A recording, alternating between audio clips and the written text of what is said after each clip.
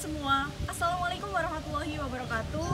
Shalom, Om Swastiastu, Namo Buddhaya, Salam Kebajikan.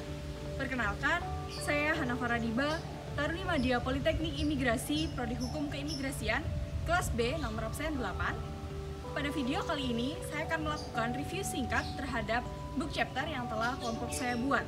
Ikutin terus ya videonya. Adapun book chapter yang kami buat berjudul Melihat Pandemi COVID-19 di Indonesia dalam 10 Lensa Kebijakan Keimigrasian.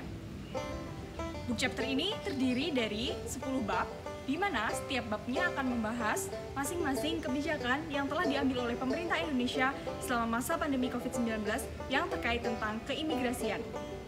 Nah, untuk tulisan pertama, pada bab 1 adalah tulisan yang saya buat dengan judul Implementasi Catur Fungsi Imigrasi dalam Pengambilan Kebijakan Keimigrasian di Masa Pandemi COVID-19.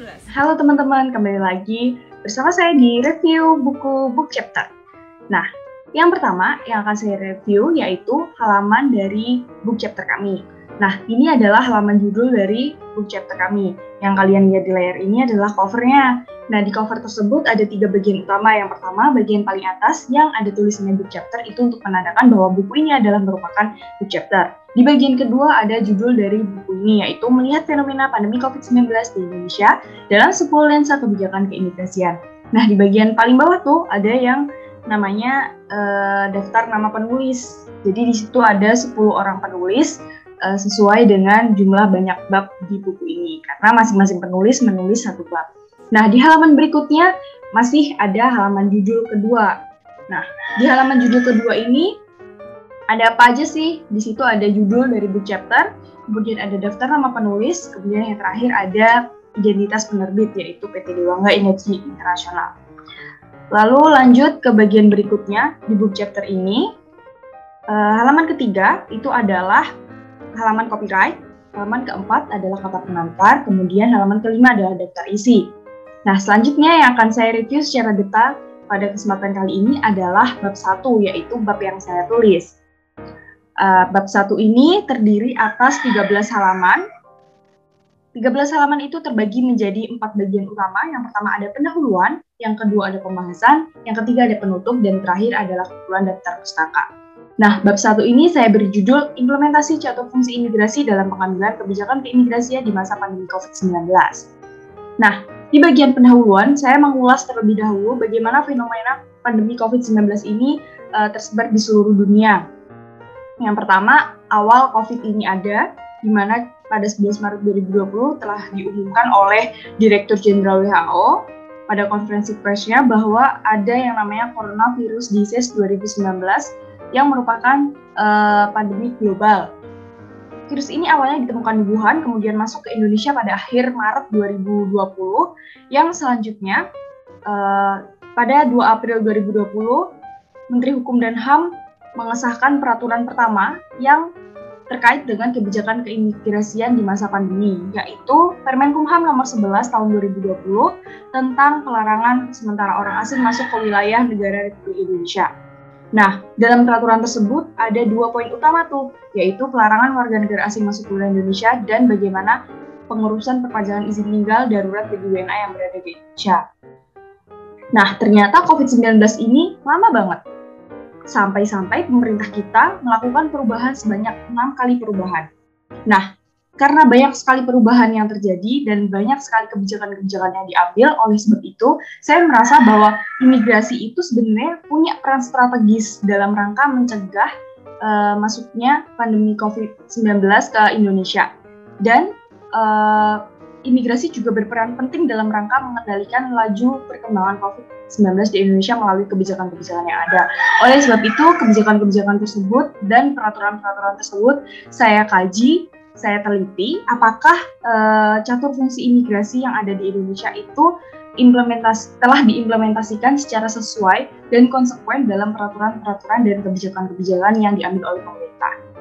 Itu merupakan latar belakang dari tulisan saya yang ada di pendahuluan. Lalu menuju ke bab berikutnya, yaitu pembahasan. Di pembahasan ini saya membahas beberapa hal. Yang pertama, saya jelasin dulu bagaimana hakikat keimigrasian dan fungsi keimigrasian.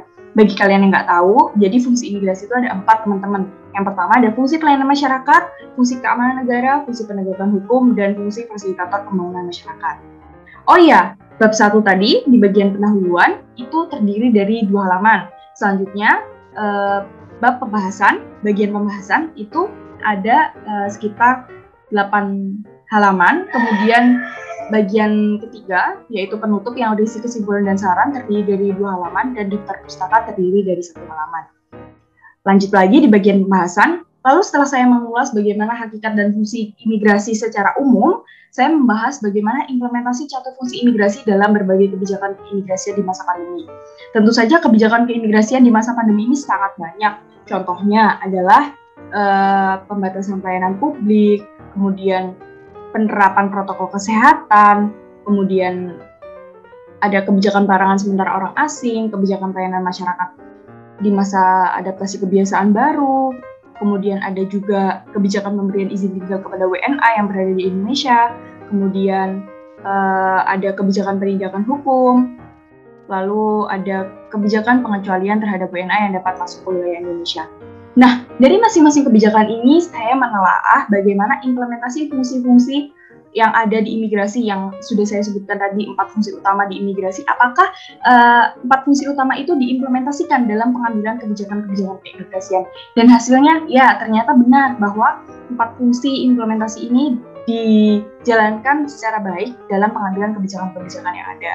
Nah, dari itu semua disimpulkan tuh dari semua pembahasan dan pendahuluan yang sudah saya jabarkan, saya tarik sebuah kesimpulan, saya tulis di bagian kesimpulan, dan yang terakhir saya juga memberikan saran berupa rekomendasi bagi pemerintah bagaimana baiknya agar perkembangan COVID-19 ini dapat ditekan menggunakan kebijakan-kebijakan keimigrasian yang ada, dan kebijakan-kebijakan keimigrasian yang ada itu berfungsi secara baik kepada masyarakat baik WNI maupun WNA.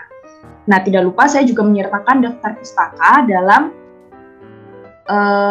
dalam buku ini agar pembaca kalian dapat melihat sumber-sumber dari tulisan yang saya buat. Begitu kurang lebihnya. Jadi dari bab 1 ini sendiri ada 13 halaman. Nah, untuk lebih lengkapnya, kalian dapat mengakses e-book ini di perpusnas.go.id. Akhirnya, kita dapat menarik kesimpulan bahwa pandemi COVID-19 memang sangat membahayakan bagi masyarakat. Penularannya yang begitu masif membuat pemerintah telah mengganti setidaknya 6 kali peraturan terkait masuknya orang asing ke dalam wilayah Indonesia selama pandemi COVID-19 ini. Kebijakan keimigrasian dalam 6 peraturan tersebut telah sesuai dengan catur fungsi imigrasi yang ada. Catur fungsi yang pertama yaitu pelayanan masyarakat, telah diterapkan dengan adanya protokol kesehatan. Catur fungsi yang kedua, penegakan hukum, dan catur fungsi yang ketiga, keamanan negara, sampai saat ini telah dilakukan dengan tetap memperhatikan protokol kesehatan. Sementara catur fungsi yang keempat, fasilitator pembangunan masyarakat, diterapkan dengan adanya pelayanan bagi masyarakat selama pandemi COVID-19 agar PNBP imigrasi tetap berjalan dengan baik. Demikian yang dapat saya sampaikan, ada kurang dan lebihnya saya mohon maaf. Semoga video ini bermanfaat bagi kalian semua. Saya Hana Faradiba undur diri. Wassalamualaikum warahmatullahi wabarakatuh.